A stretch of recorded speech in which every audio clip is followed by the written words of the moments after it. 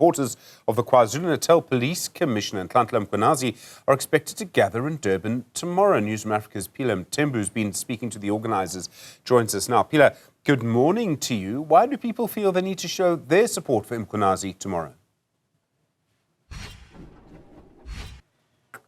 Good morning to you, Stephen. So, as you know, it has been quite a controversial past couple of weeks since that explosive media briefing by Lieutenant General Nhlanhla Mkhwanazi, and we did have that address by the President Cyril Ramaphosa last night, something which these organisers, as well as so many scores of supporters, have been describing as very underwhelming, saying that their expectations were not met, and that is why they are going to continue throwing their weight behind Nhlanhla Mkhwanazi and to demonstrate their support for him even further. But just to get into a conversation with regards to this, I'm going to bring into the conversation one of the organizers for tomorrow's march, who said he had also listened attentively to that media briefing. This is Lindo Bengu, who is going to be also in the forefront, leading that particular march. And I'm also wondering,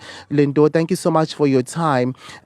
Following that address by the president last night, why is this march continuing? What is it that you are still unhappy about?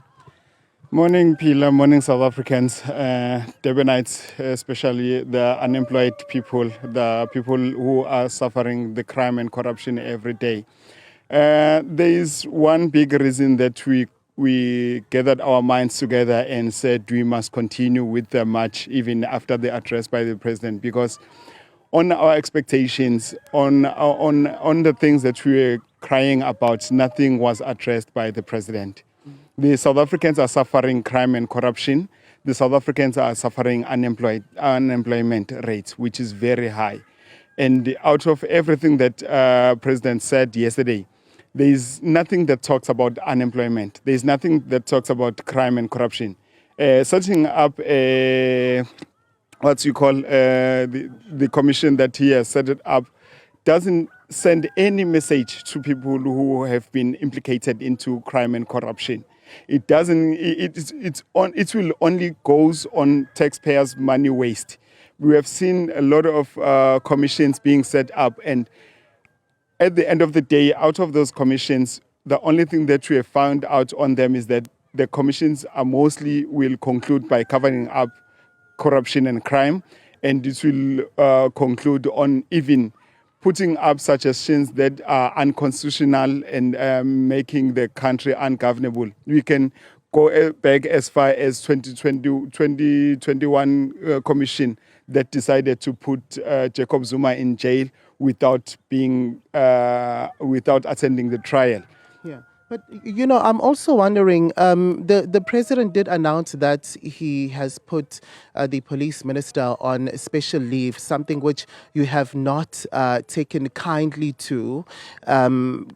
Is there a reason why? What were your expectations when it comes to the action that you had hoped the president had taken against the police minister amidst the allegations? We are expecting the law to be equal to every South African citizen, no matter what position you hold. When you are alleged to be a criminal, you are alleged to be a criminal and you should be treated like one.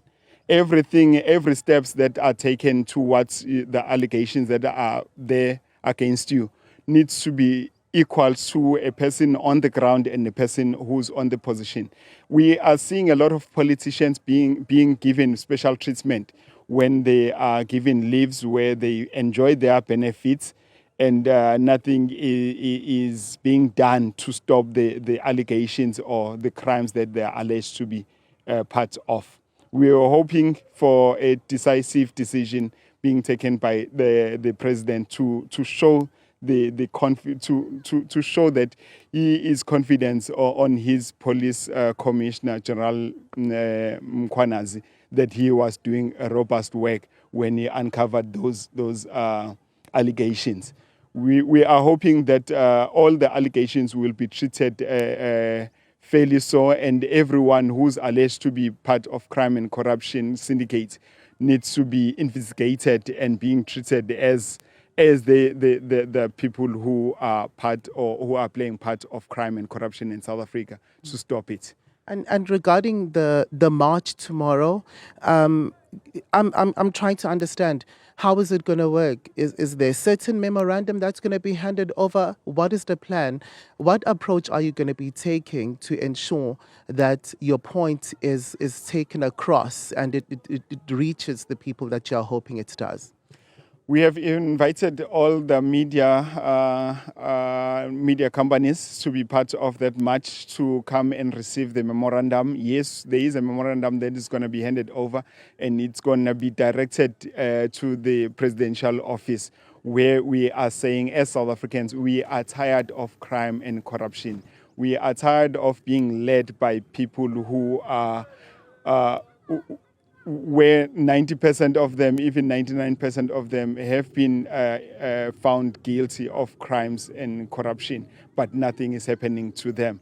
Whilst we are expecting to improve the economy of the country, but at the same time not doing anything about crime and corruption, it doesn't give a balance on what we are hoping for as South Africans. All right, thank you so much for your time. That was Lindo Bengu. He's one of the organizers of that march. We are expecting scores of civilians, various parties to actually march in Durban tomorrow, as they are going to be demonstrating their support to the Provincial Police Commissioner, Nhlanhla Mkhwanazi. But what we got from that conversation, Stephen, is that the address by the president, or the action that had been taken, which he had announced, especially around putting the police minister on special leave, it doesn't seem to be welcomed, this particular side, with Bengu over there saying to us that they had expected something stronger, something more deeper and harsh, pending such serious allegations and investigations as well, and feeling that when it comes to government officials, the law is not as harsh as it is when it comes to the general public at large. Thank you very much indeed, Phila Mthembu, for that. Well, we